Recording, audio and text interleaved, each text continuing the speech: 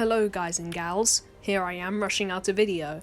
I actually saw this topic yesterday. I don't have Twitter, so I'm always late to stuff on Twitter, but I always try to keep up as much as I can. So apparently ever since Kishimoto made a Twitter account, it's been absolute hell for him because random Sonic fans will berate him with random crap that he clearly doesn't give two damns about. But this argument actually spawned into him responding, and it ended up creating something that I genuinely just wanted to talk about, even if I am kind of late to the argument.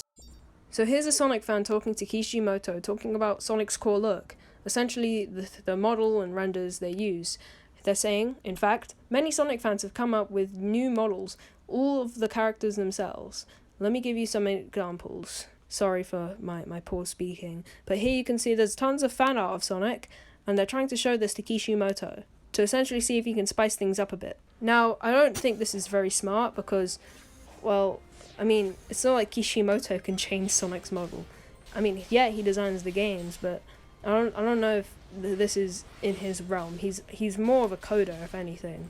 But I don't think it's an entirely dumb example and argument. I mean, he's really the only person that these Sonic fans can really turn to, on Twitter at least.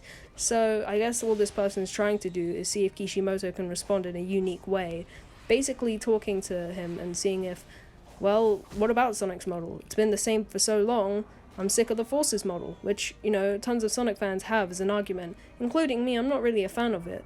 I don't really like the shorter quills. I much preferred the longer ones from games like Generations and 06. Although those examples are very different, they genuinely convey something that, although at time, you can see Sonic has become less kind of experimental and versatile. Like this, they've been using the same model since 2008's Sonic Unleashed, and it first appeared all the way back in 2005, so they bring up a decent argument.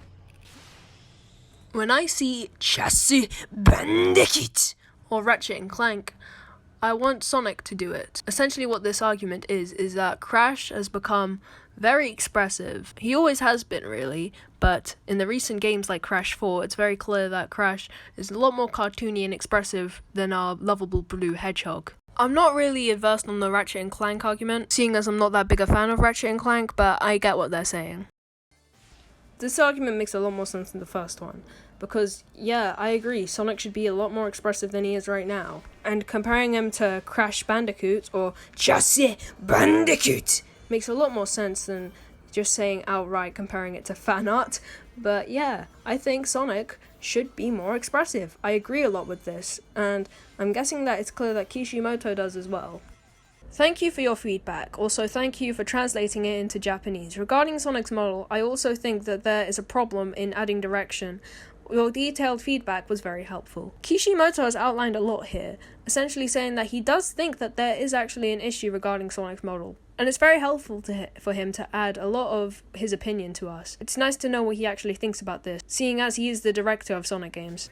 So I wanted to add my thoughts onto this, so here we go. I think Sonic should get a brand new model, just because I'm not a fan of the Forces model. I think it's dry and stale. Also, I think they're overusing it too much. I want every Sonic game to look distinct. I'm sick of Sonic being the same. It's nice that Kishimoto would add his opinion to this, because I felt like all of us were just shouting into an empty tunnel, like no one was there to respond to us. But it's clear that this was in Kishimoto's mind. So where does this leave us? Well, with a new perspective, that is. I'm so glad that we've able to see what Kishimoto's response to this is, and I'm super happy that he did respond. This wasn't a flat out, yes, Sonic's gonna get a brand new look in the next game, but it does give us a glimpse of hope as to seeing what Sonic could be like soon. Again, I want Sonic to be a lot different in each game. I want him to still remain as the same character, but I do want to see Sonic having a brand new experience and look and brand new feel in the next game. So thank you, Kishimoto. Bye, guys.